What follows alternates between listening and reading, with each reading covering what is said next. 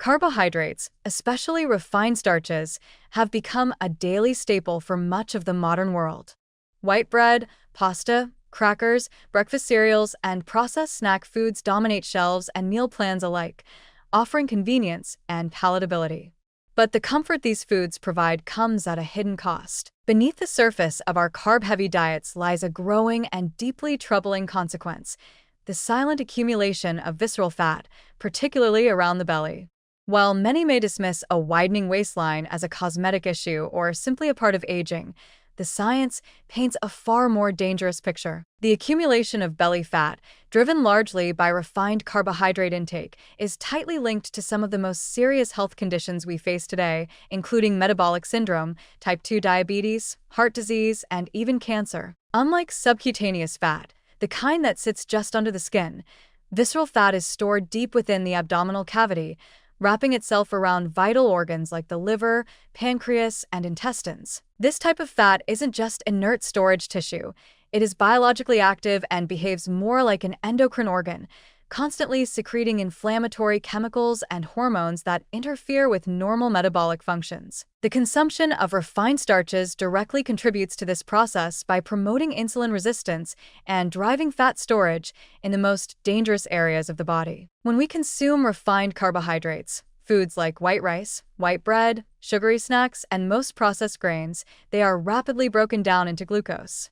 This causes a spike in blood sugar, prompting the pancreas to release insulin. Insulin's job is to move sugar out of the bloodstream and into cells, where it can be used for energy or stored. However, when blood sugar spikes become a frequent event, the body becomes less sensitive to insulin, leading to a condition known as insulin resistance.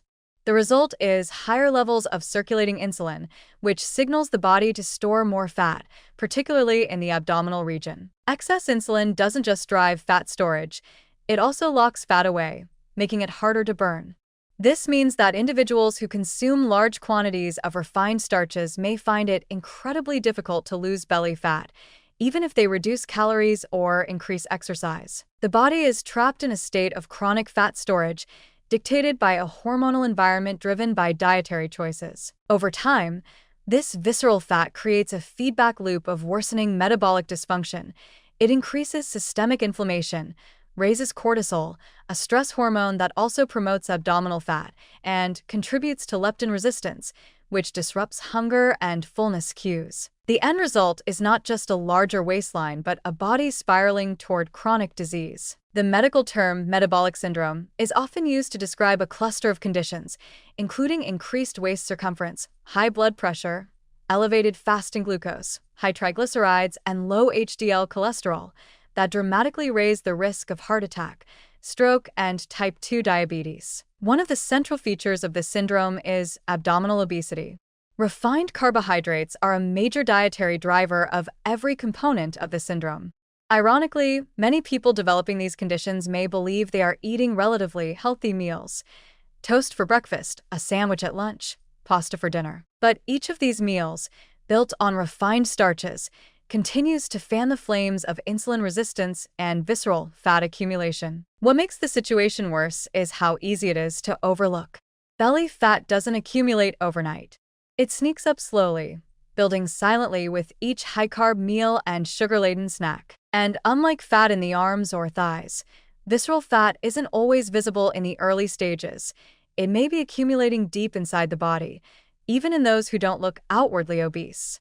Thin individuals with poor diets can still develop significant levels of visceral fat, a condition often referred to as TOFI, thin outside, fat inside. These individuals may be at just as much risk for metabolic disease as those with visible obesity, yet they may never suspect a problem until it's too late. Furthermore, belly fat is stubborn.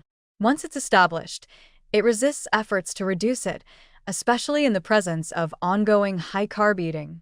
Even moderate calorie restriction may not make a dent if the underlying issue of carbohydrate-induced insulin resistance isn't addressed. That's why many people find themselves trapped in cycles of dieting and frustration, cutting calories, exercising more, and yet seeing little change in their waistline. Unless the quality of the diet is improved, specifically by reducing refined starches and sugars, belly fat will remain, and the metabolic dysfunction it represents will continue to worsen. For those concerned about long-term health, ignoring the connection between carbohydrates and belly fat is a serious mistake.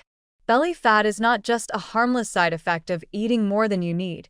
It is a sign of underlying metabolic strain that, if left unaddressed, can lead to devastating health outcomes. And the primary contributor in most diets today is not fat or protein, but an overabundance of low-fiber, high-glycemic carbohydrates that flood the bloodstream with sugar and keep insulin levels perpetually elevated. The solution begins with awareness. Recognizing that refined starches, no matter how familiar or comforting, are potent drivers of disease is the first step. Reducing their intake and replacing them with whole foods rich in fiber, healthy fats, and balanced protein can not only improve energy and weight but reverse insulin resistance and allow the body to shed dangerous visceral fat.